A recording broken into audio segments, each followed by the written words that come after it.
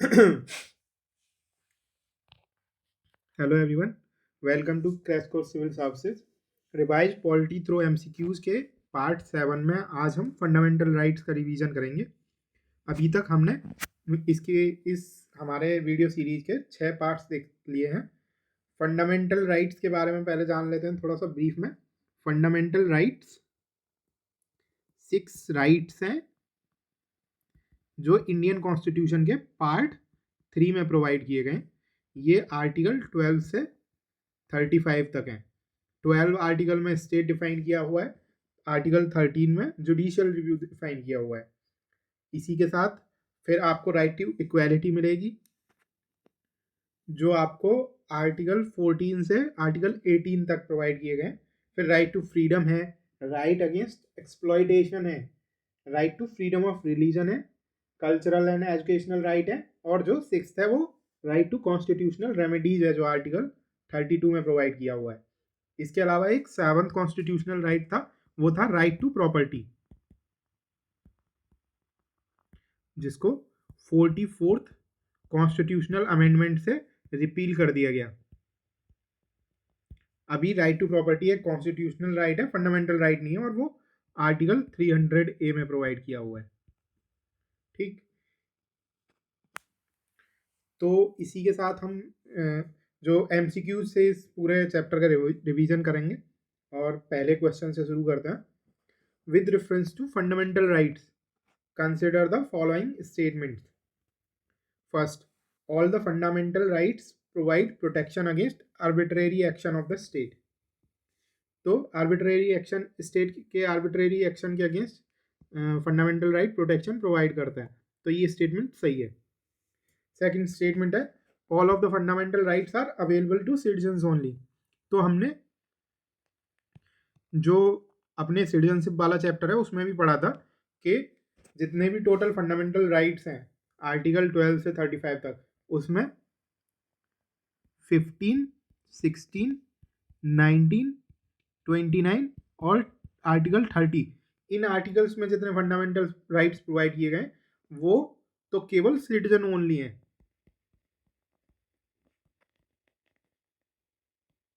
बाकी दूसरे fundamental rights हैं, जैसे कि आर्टिकल 14 में हुआ या 21 में हुआ, 22 में हुआ, ये जो फंडामेंटल राइट्स हैं ये सबको अवेलेबल हैं, available to all person irrespective that they are either citizen और non citizen.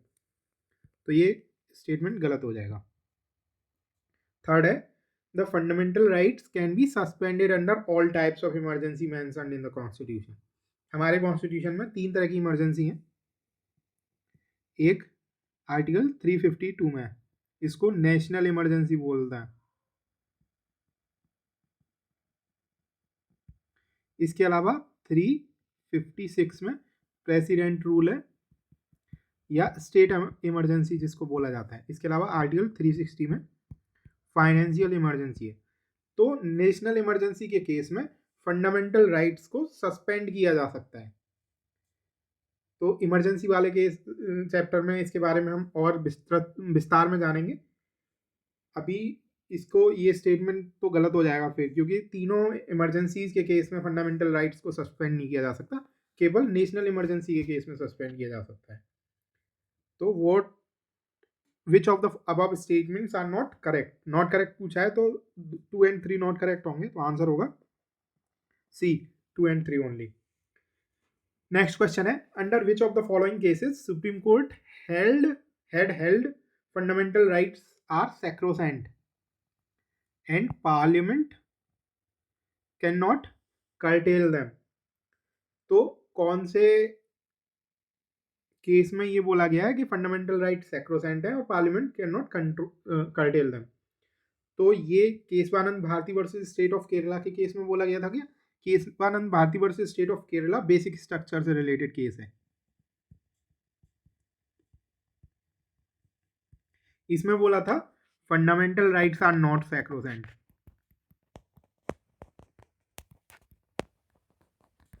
Parliament can amend them but subject to the condition that basic structure of the constitution should not be amended with। तो basic structure को छोड़ के बाकी का part, चाहे वो fundamental right का हो या दूसरा कोई भी नेचर पॉलिटी का हो, कॉन्स्टिट्यूशन की कोई भी पार्ट हो तो वो अमेंड किया जा सकता है। केशवानंद भारती नहीं है। ये केस होगा आपका ए के गोपालन केस। ए के गोपालन केस को ही केशवानंद भारती वाले केस में पलट दिया गया था। ए के गोपालन वर्सेस स्टेट ऑफ पंजाब का केस है, ये 1967 का। इसमें बोला था कि फंडामेंटल राइट सैक्रोसेंट है और ये इनको आर्टिकल 368 के तहत पार्लियामेंट अमेंड नहीं कर सकती, कर्टेल नहीं कर सकती, क्योंकि अगर आर्टिकल 368 में पार्लियामेंट को कॉन्स्टिट्यूशनल अमेंडमेंट, कॉन्स्टिट्यूशन को संविधान में बदलाव लाने की शक्ति प्रदान की गई है।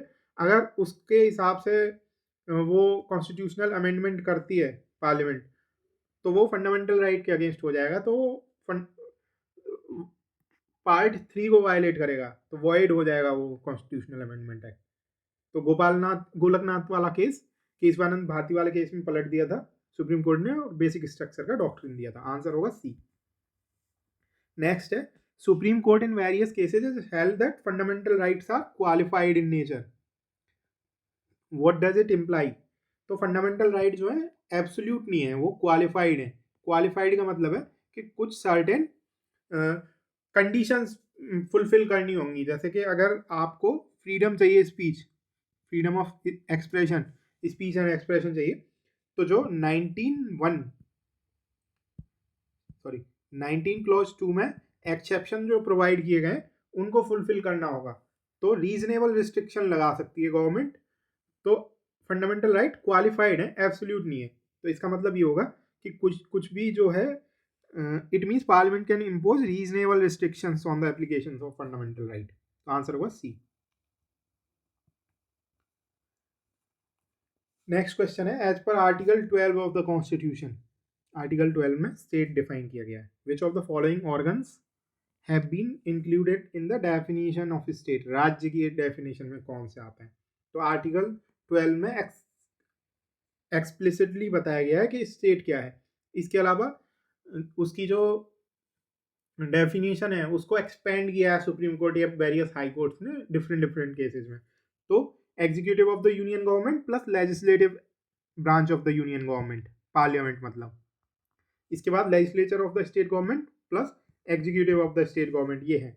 म्यूनिसिपैलिटी भी है और ग्राम सभा भी है, लेकिन सुप्रीम कोर्ट आर्टिकल 12 में नहीं है, स्टेट डिफाइन नहीं किया गया, तो ये गलत हो जाएगा। आंसर हो जाएगा, select the correct answer using the codes given below. तो कितने हैं? 1 2 3 4, तो only 4 statements are correct, C.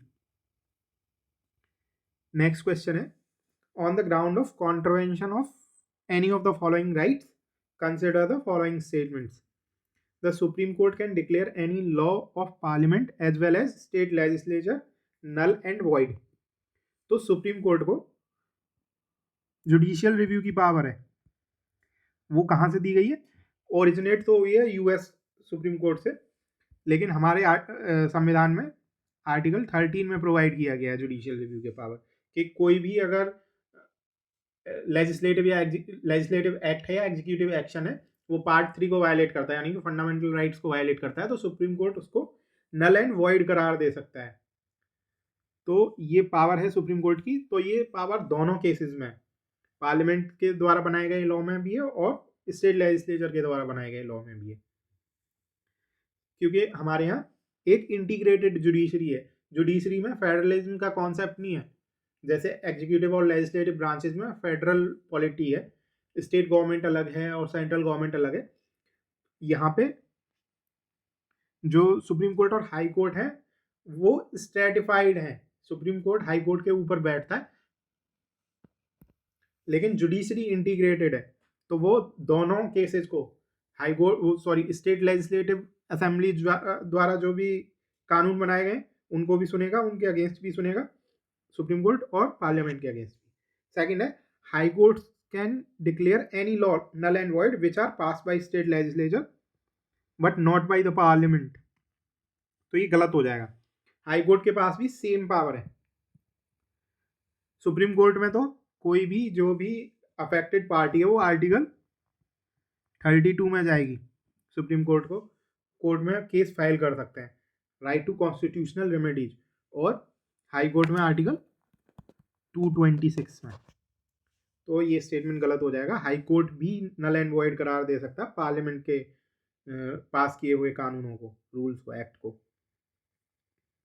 Third है the term law mention in the article 12 excludes constitutional amendment act as well as non legislative sources of law. तो जो article 12 में sorry article 13 आना चाहिए यहाँ पे। आर्टिकल 13 में जो लॉ मेंशन्ड है वो उसमें कॉन्स्टिट्यूशनल अमेंडमेंट है, एक्ट है, तो ये सही होगा। कॉन्स्टिट्यूशनल अमेंडमेंट एक्ट भी आर्टिकल 13 के यानी कि जुडिशियल रिव्यू के दायरे में आता है। As well as non legislative sources of law.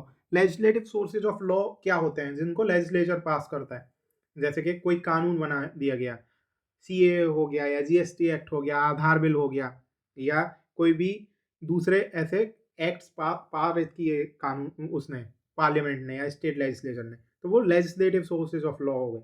इसके अलावा डेलीगेटेड लेजिस्लेशन होते हैं, कोई रेगुलेशंस आए, रूल्स आए, यूजेज हैं, कस्टम चली आ रही हैं पुराने, उनको भी तो फोर्स ऑफ लॉ मिलती है, तो वो non legislative sources of law है। तो non legislative sources of law को एक्सक्लूड करता है क्या आर्टिकल 13? नहीं करता। Non legislative sources of law भी इंक्लूडेड है। ये 13 होगा, non legislative sources of law included.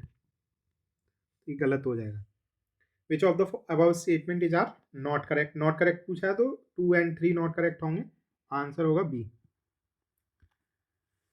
Next question है consider the following statement regarding right to equality under article 14। Article 14 right to equality provide करता है और ये बोलता है कि इक्वालिटी बिफोर लॉ और इक्वल प्रोटेक्शन ऑफ लॉ। तो उसका मीनिंग क्या है? स्टेटमेंट 1 है the concept of equality before law involves the idea of absolute equality amongst all the citizen, यानी कि everyone should be treated alike। लेकिन ये गलत है। एब्सोल्यूट इक्वालिटी तो पॉसिबल नहीं होती है कहीं भी। alike like should be treated alike।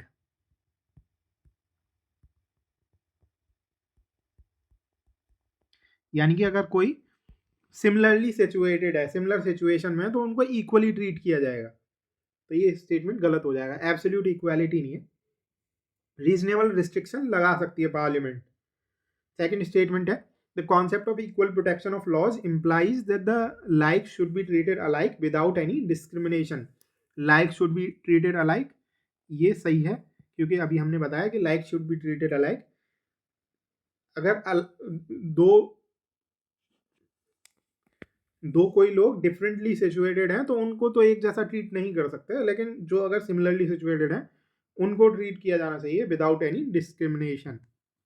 जो इक्वल प्रोटेक्शन ऑफ लॉ है या इक्वल प्रोटेक्शन ऑफ लॉ है वो अमेरिकन जूरिस्प्रूडेंस से बोरो किया गया है। उसके बाद थर्ड स्टेटमेंट है the supreme court has held that the article 14 should be applied where equals and unequals are treated differently. तो ये भी गलत हो जाएगा। इक्वल और अनइक्वल को डिफरेंटली ट्रीट किया जा सकता है, यानी कि रीजनेबल रिस्ट्रिक्शन लगा सकती है पार्लियामेंट। वहां पे आर्टिकल 14 नहीं लगेगा। तो आंसर होगा बी ओनली। करेक्ट पूछा है। Consider the following statement as per article 16। Article 16 क्या बोलता है? आर्टिकल 16 बताता है राइट प्रोवाइड करता है right to equality of opportunity in matter of public employment, यानी कि सरकारी नौकरियों में या कोई भी पब्लिक एम्प्लॉयमेंट है।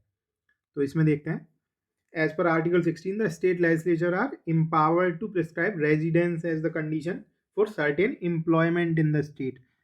तो स्टेट लेजिस्लेचर है, रेजिडेंस एज अ कंडीशन है। Residence as a condition public employment में लगाई जा सकती है, लेकिन उसको कौन लगाएगा? पार्लियामेंट। आज की डेट में केवल आंध्रा और तेलंगाना के केस में ये लगता है। पार्लियामेंट ही वो कोई भी प्रोविजन ला सकती है। Residence as a condition for certain employment, गलत हो जाएगा। इसके अलावा नेक्स्ट स्टेटमेंट है the provision of reservation for weaker sections under article 16 include scientific and technical post as well. तो ये गलत हो जाएगा। साइंटिफिक और टेक्निकल पोस्ट के लिए जरूरी नहीं है कि रिजर्वेशन प्रोवाइड कराए, गवर्नमेंट एक्सेप्शन भी कर सकती है। तो ये भी गलत हो जाएगा। नॉट करेक्ट पूछा है तो सी हो जाएगा answer.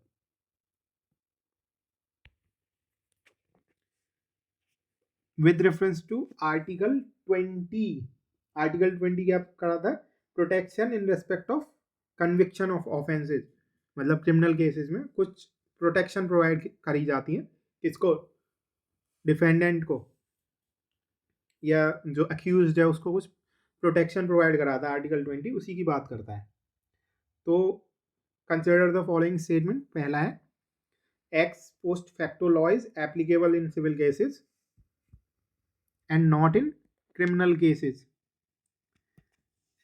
X post facto law क्या होता है? एक्स पोस्ट फैक्टो लॉ होता है कि किसी भी कानून का रेट्रोएक्टिव एप्लीकेशन, यानी कि पिछली किसी डेट से अप्लाई हुआ। कि मान लो आप अभी एक वोडाफोन का रेट्रोएक्टिव टैक्सेशन का केस था, तो ये एक्स पोस्ट फैक्टो लॉ जो है वो सिविल केसेस में तो एप्लीकेबल हैं, लेकिन क्रिमिनल केस में एप्लीकेबल नहीं है। इस बात सही है, आर्टिकल 20 क्लॉज 1 में दिया हुआ है। तो ये सही हो जाएगा स्टेटमेंट। सेकेंड स्टेटमेंट है protection against self incrimination extend only to oral evidence but not to documentary evidence. ये गलत है। ओरल और डॉक्यूमेंट्री दोनों एविडेंस में सेल्फ इंक्रिमिनेशन के अगेंस्ट प्रोटेक्शन मिलती है आर्टिकल 20 क्लॉज 2 में। और लेकिन ये जैसे कि अगर थंब इम्प्रिंट हो या ब्लड स्पेसिमेन हो या हैंड राइटिंग हो, इसका स्पेसिमेन लेना हो, इस केसेस में प्रोटेक्शन नहीं मिलती, लेकिन दूसरे डॉक्यूमेंट्री एविडेंस में प्रोटेक्शन मिलती है। थर्ड है प्रोटेक्शन अगेंस्ट डबल जेपर्डी, जो कि आर्टिकल 20 क्लॉज 3 में दिया हुआ है, is available in proceeding before a court of law. ये सही है। कोर्ट ऑफ लॉ के अगेंस्ट डबल जेपर्डी की प्रोटेक्शन है। As well as before departmental proceedings, ये गलत हो जाएगा। डिपार्टमेंटल प्रोसीडिंग्स के केस में डबल जेपर्डी के अगेंस्ट प्रोटेक्शन नहीं मिलती। डबल जेपर्डी मतलब दो बार किसी को ट्राई करना, किसी केस में, क्रिमिनल केस में किसी पे दो बार ट्रायल चलाना, तो ये गलत हो जाएगा। डिपार्टमेंटल प्रोसीडिंग्स में ये प्रोटेक्शन नहीं है, केवल कोर्ट के अगेंस्ट, कोर्ट ऑफ लॉ के अगेंस्ट जब ट्रायल चलेगा उसी केसेस में प्रोटेक्शन है। Which of the above statements are not correct? Not correct के केस में 2 and 3 नॉट करेक्ट होगा, तो आंसर होगा बी, 2 and 3 ओनली। नेक्स्ट है with reference to right against exploitation under article 23। Article 23 में राइट अगेंस्ट एक्सप्लॉयटेशन दिया गया, जो कि बात करता है कि prohibition of traffic in human beings और फोर्स लेबर, यानी कि बेगार को प्रोहिबिट करता है। Which of the following statements are correct? पहला स्टेटमेंट है it protects individual not only against action of the state but also against private person. तो ये सही है। बेगार हुई या ह्यूमन ट्रैफिक हुई तो इसके अगेंस्ट केवल स्टेट के अगेंस्ट ही प्रोटेक्शन नहीं प्रोवाइड करता, बल्कि प्राइवेट पर्सन के अगेंस्ट भी करता है। तो ये सही है। नेक्स्ट है it is available only to Indian citizen and not to foreigners. ये गलत हो जाएगा। अभी हमने बोला 15, 16, 19,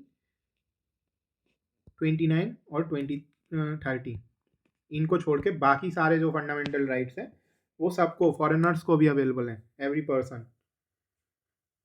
तो ये गलत हो जाएगा, 23 इसमें नहीं है। नेक्स्ट है it also prohibits the practice of slavery in India. ये सही है। करेक्ट पूछा है तो 1 and 3 हो जाएगा। स्लेवरी को भी प्रोहिबिट करती है आर्टिकल 23। नेक्स्ट है with reference to right against exploitation consider the following statement. Right against exploitation में आर्टिकल 23 और 24 आते हैं। 23 अभी हमने डिस्कस किया पीछे।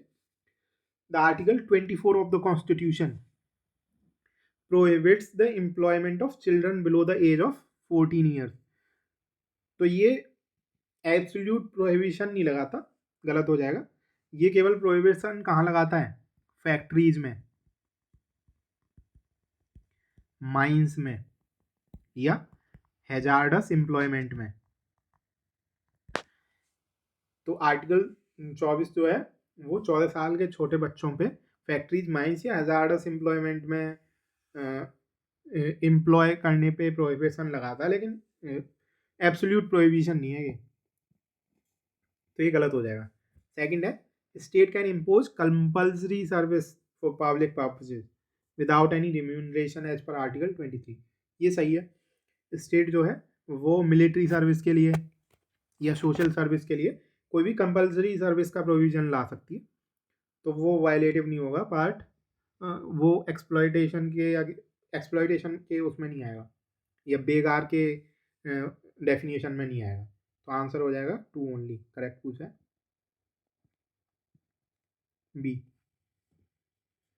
नेक्स्ट है with reference to freedom of religion, freedom of religion article 25 और 26, consider the following statement. State has power to regulate any economic or political activity associated with religious practice। तो स्टेट रिलीजन को regulate नहीं कर सकती, लेकिन religious practice, कोई secular practice हो religion से रिलेटेड, यानी कोई इकोनॉमिक प्रैक्टिस हो, फाइनेंशियल प्रैक्टिस हो, पॉलिटिकल प्रैक्टिस हो, उसको रेगुलेट कर सकती है, तो ये सही है। सेकंड है right to convert another person to one's own religion is covered under right to freedom of religion in India. तो जो आर्टिकल 25 है वो right to propagate his religion, हर रिलीजन प्रोवाइड कराता है किसी भी पर्सन को इंडिया में, लेकिन वो राइट टू कन्वर्ट नहीं है। Right to propagate is not equal to right to convert,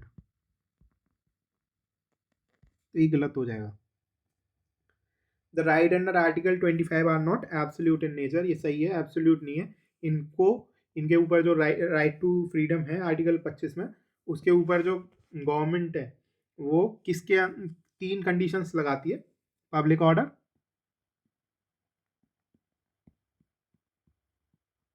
morality and public health.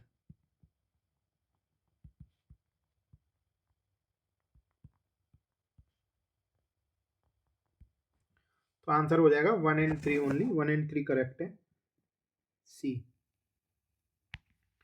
Next question है the article 25 guarantees right of individuals while article 26 protect collective freedom of religion. तो ये सही है, article 26 जो है वो कलेक्टिव फ्रीडम ऑफ रिलीजन को protect करता है। नेक्स्ट स्टेटमेंट है the article 25 and 26 both are subject to other provisions related to fundamental right. ये गलत है। दोनों के केस में 3 कंडीशन लगती हैं, पब्लिक ऑर्डर, पब्लिक हेल्थ और morality. These both rights under both these articles are subject to these 3 conditions and not other provisions of the fundamental right part 3 of the constitution। तो ये गलत हो जाएगा। Next है article 27 suggest public money can not be used for promotion और maintenance of any और all religion. तो article 27 क्या बोलता है कि पब्लिक मनी की बात नहीं करता, वो टैक्सेशन की बात करता है कि कोई टैक्स नहीं लगा सकती एक पर्टिकुलर रिलीजन को प्रमोट करने के लिए, मेंटेन करने के लिए स्पेशल टैक्स नहीं लगाया जा सकता, टैक्स का पैसा नहीं लगाया जा सकता, लेकिन पब्लिक मनी को लगाया जा सकता है। तो आंसर हो जाएगा, नॉट करेक्ट पूछा है तो 2 and 3 ओनली। नेक्स्ट है which one of the following articles include right of a minority to impart education to its children in its own language। तो आर्टिकल 30 में प्रोवाइड किया गया। आर्टिकल 29 में कल्चरल राइट्स हैं।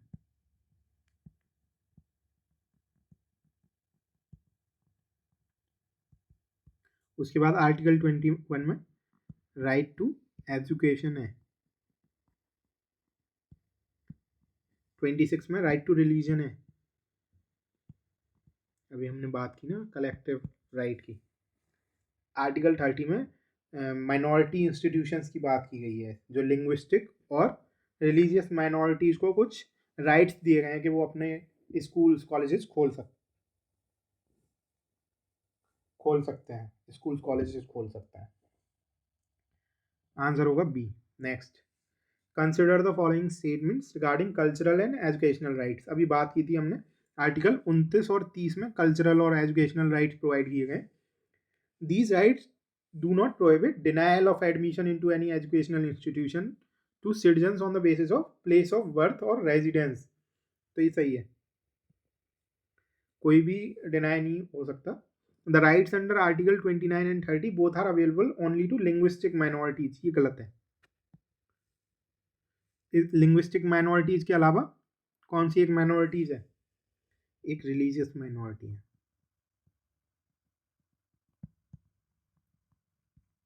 थर्ड है, the constitution has clearly defined the term minority in linguistic and religious terms. गलत है, constitution में माइनॉरिटी वर्ड कहीं भी डिफाइन नहीं है। तो आंसर होगा is are correct, one only, one correct है।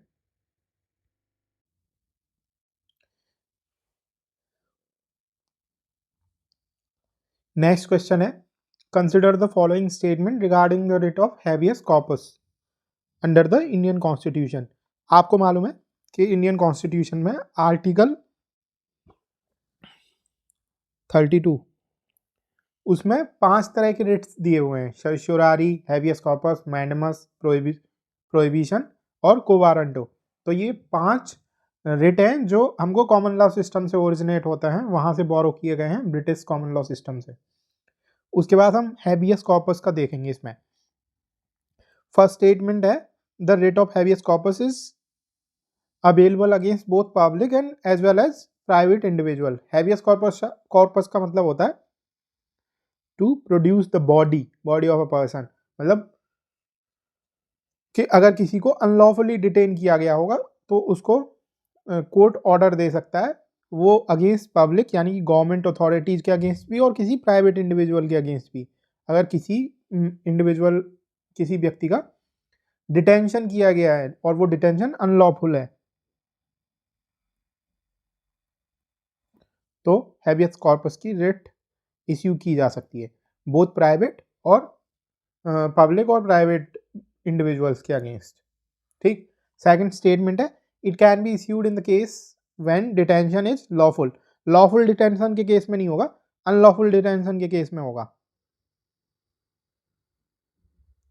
तो लॉफुल डिटेंशन के केस में नहीं हो सकता। उसके अलावा दूसरा क्या है, it is not issued when the proceeding is for contempt of legislature. Legislature के कंटेंट के केस में जब अगर कोई जैसे स्पीकर किसी को समन भेज देता है, उस केस में भी अगर डिटेन किया जाता है किसी व्यक्ति को, तब भी ये हैबियस कॉर्पस की रिट इश्यू नहीं की जा सकती। इसके अलावा अगर कोर्ट का जुरिस्डिक्शन है, तब जुरिस्डिक्शन नहीं है किसी केस में, टेरिटोरियल जुरिस्डिक्शन नहीं है, वहाँ पे भी कोर्ट हैबियस कॉर्पस की रिट इश्यू नहीं कर सकता।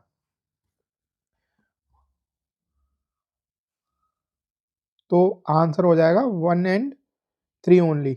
सही पूछा है, 1 एंड 3 ओनली।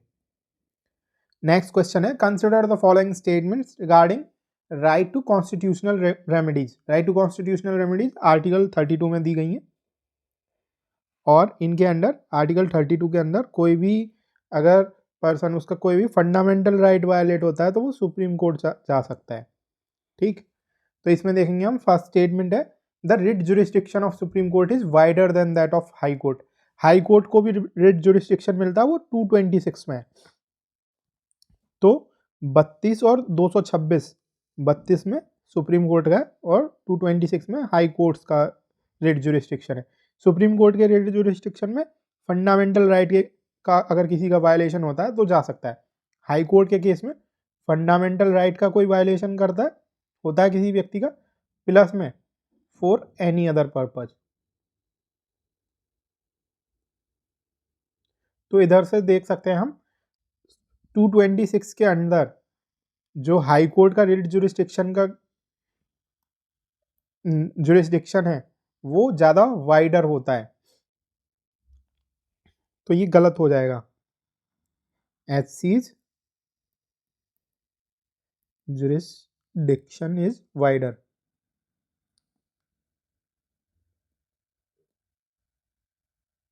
ठीक। सेकंड स्टेटमेंट है the parliament can empower any court excluding supreme court and high court to issue writs to enforce fundamental right. तो पार्लियामेंट को ये पावर दी गई है कि कोई भी अभी आज की डेट में सुप्रीम कोर्ट और हाई कोर्ट रिट्स इश्यू कर सकते हैं। डिस्ट्रिक्ट कोर्ट या सबऑर्डिनेट कोर्ट्स कोई भी रिट इश्यू नहीं कर सकता, लेकिन पार्लियामेंट के पास ये पावर है कि किसी दूसरी कोर्ट को, यानी किसी भी सबऑर्डिनेट कोर्ट को, डिस्ट्रिक्ट कोर्ट को, मुंसिफ कोर्ट को, स्मॉल कॉजेज कोर्ट को, उनको एम्पावर कर सकती है to issue writs for the enforcement of fundamental right. तो ये सही होगा। थर्ड स्टेटमेंट है the parliament has empowered the district court to issue writs under article 32। ऐसा हुआ नहीं है अभी, लेकिन पावर है पार्लियामेंट के पास। तो नॉट करेक्ट पूछा है, which of the above statement is are not correct. Not correct में हो जाएगा 1 and 3 ओनली, 1 और 3 करेक्ट नहीं है। नेक्स्ट क्वेश्चन है with reference to article 33। Article 33 किस चीज की बात करता है? आर्म फोर्सेस के फंडामेंटल राइट की। तो with reference to article 33 of Indian constitution consider the following statement. First statement है the parliament as well as state assemblies can make laws to restrict fundamental right of police forces. तो ये power केवल parliament को, state assemblies को नहीं है। State assemblies power कोई भी लॉ नहीं बना सकती restrict fundamental right of police forces, arm forces, central arm forces या जो भी इंटेलिजेंस एजेंसी है उनके ऊपर ये लगता है। सेकंड स्टेटमेंट है the term arm forces also include non combatant employees whose fundamental right can be restricted. Non combatant employees कौन होते हैं? जैसे अगर आर्मी, एयरफोर्स, नेवी या दूसरी आर्म फोर्सेज हैं तो उनमें कॉम्बैटेंट होते हैं। कॉम्बैटेंट क्या होते हैं? जो युद्ध लड़ते हैं, जो कॉम्बैट में पार्टिसिपेट करते हैं किसी भी। तो वो सिपाही वगैरह जो भी होते हैं या कमीशन ऑफिसर्स होते हैं, नॉन कमीशन ऑफिसर्स होते हैं या अदर रैंक्स होती हैं, उनको हटा के कुक हो गया, इसके अलावा मैकेनिक हो गया, ड्राइवर हो गया, चौकीदार हो गया, कारपेंटर हो गया, इस तरह के जो नॉन कॉम्बैटेंट एम्प्लॉय होते हैं उनके ऊपर भी फंडामेंटल राइट्स की रिस्ट्रिक्शन लगती है आर्टिकल 33 में। तो ये सही है।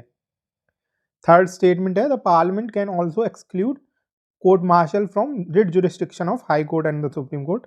ये भी सही होगा। तो आंसर हो जाएगा which of the following statement are correct. 2 and 3 correct हैं, तो B 2 and 3 only. Next question देखते हैं with reference to martial law. Martial law article 34 में मार्शल लॉ से रिलेटेड प्रोविजन है। मार्शल लॉ नहीं है, मार्शल लॉ से रिलेटेड प्रोविजन है। Consider the following statement. Indian constitution में मार्शल लॉ कैसे लगेगा, मार्शल लॉ क्या होता है, ये कहीं भी दिया नहीं गया। जैसे इमरजेंसी प्रोविजन दिए गए हैं आर्टिकल 352 में, इमरजेंसी कैसे लगेगी, कैसे हटेगी, इमरजेंसी के केसेस में क्या होगा, वो दिया गया है। लेकिन ऐसा मार्शल लॉ के केसेस में नहीं है। लेकिन मार्शल लॉ से रिलेटेड कुछ प्रोविजंस हैं कि मार्शल लॉ के केस में हो क्या सकता है, तो वही देखेंगे अभी हम। फर्स्ट स्टेटमेंट है the parliament and state assemblies both have powers to indemnify any government servant for any act done by him to restore law and order. तो ये स्टेटमेंट गलत हो जाएगा। पार्लियामेंट के पास पावर है कि कोई भी अगर गवर्नमेंट सर्वेंट है, उसने मार्शल लॉ जब लगा हुआ है उस केस में कोई भी ऐसा एक्ट किया है on behalf of the government, government के बिहाफ पे, गवर्नमेंट की एजेंसी के थ्रू कोई एक्ट किया है, तो उसको इंडेमनिफाई करने की पावर जो है वो पार्लियामेंट के पास है, स्टेट असेंबलीज के पास नहीं है। ठीक। तो सेकंड स्टेटमेंट है parliament can not इंडेमनिफाई any person who is not government servant. तो ये गलत हो जाएगा क्योंकि ये गवर्नमेंट सर्वेंट के साथ साथ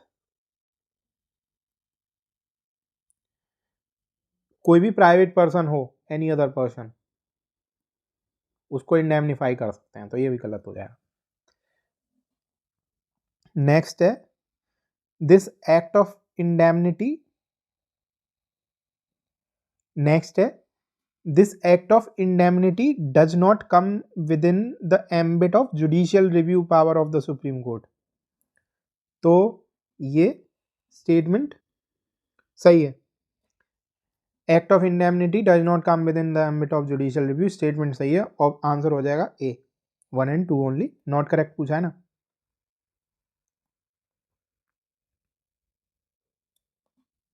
next question, which of the following statement is are correct with reference to article 34 की बात करिए, मार्शल लॉ से रिलेटेड प्रोविजन है, मार्शल लॉ नहीं दिया हुआ।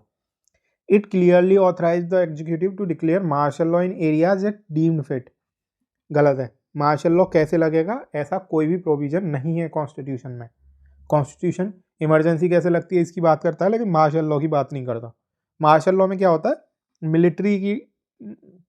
मिलिट्री का रूल हो जाता है वहाँ पे एक पर्टिकुलर एरिया में। सेकेंड स्टेटमेंट है, the declaration of martial law in itself results in the suspension of writ of habeas corpus, तो ये भी गलत है। इप्सो फैक्टो सस्पेंड नहीं होते हैबियस कॉर्पस, या कोई भी रिट सस्पेंड नहीं होती। गवर्नमेंट नोटिफाई करके सस्पेंड कर सकती है, लेकिन अपने आप ऑटोमेटिक सस्पेंशन नहीं होती मार्शल लॉ लगने के केस में। थर्ड स्टेटमेंट है, the martial law affect centre state relation and distribution of revenues in the same manner as in the case of national emergency. Centre state relationship पे martial law का कोई impact नहीं पड़ता, मार्शल लॉ केवल फंडामेंटल राइट पे इम्पैक्ट डालती है, जबकि नेशनल इमरजेंसी के केस में सेंटर स्टेट रिलेशंस चेंज हो जाते हैं, और जो रिलेशनशिप पहले फेडरल रिलेशन बनते हैं सेंटर और स्टेट के, वो यूनिटरी चेंज हो जाते हैं, यूनिटरी जो हमारी पॉलिटी है वो यूनिटरी हो जाती है फेडरल से। लेकिन मार्शल लॉ के केस में सेंटर स्टेट रिलेशन सेम रहते हैं जैसे नॉर्मल सिचुएशंस में होते हैं, केवल फंडामेंटल राइट्स जो हैं लोगों के उनमें चेंज आते हैं। तो क्या है, सेलेक्ट द करेक्ट आंसर। तो करेक्ट आंसर कौन सा है, नन ऑफ द एबव, तीनों गलत हैं। नेक्स्ट क्वेश्चन है, consider the following offences violating the fundamental rights. तो फंडामेंटल राइट को वायलेट करने वाले ये ऑफेंसेज हैं, जैसे अनटचेबिलिटी एक ऑफेंस है आर्टिकल 17 में, बेगार यानी कि फोर्स लेबर, और ट्रैफिकिंग इन ह्यूमन बींग्स, ये दोनों ही आर्टिकल 23 में ऑफेंस हैं, प्रोहिबिटेड हैं। For which of the above offences only the parliament and not state can prescribe punishment. तो आर्टिकल 35 बात करता है, जो कि पार्ट 3 का सबसे लास्ट आर्टिकल है, वो बात करता है कि फंडामेंटल राइट्स के इन्फोर्समेंट के लिए या उनसे रिलेटेड किसी भी प्रोविजन के लिए only parliament can make any law.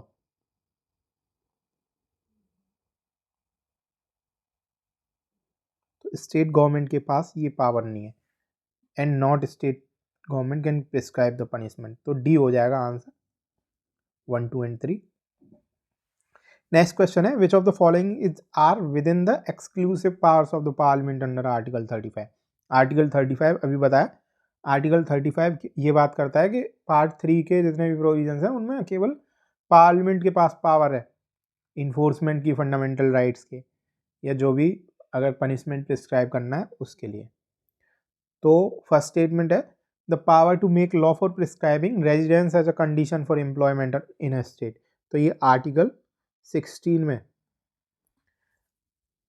Residence जो है एक एम्प्लॉयमेंट के लिए किसी स्टेट में, वो पार्लियामेंट के पास पावर है, स्टेट लेजिस्लेचर के पास पावर नहीं है कि रेजिडेंस को एक प्री कंडीशन बना दे किसी एम्प्लॉयमेंट से रिलेटेड।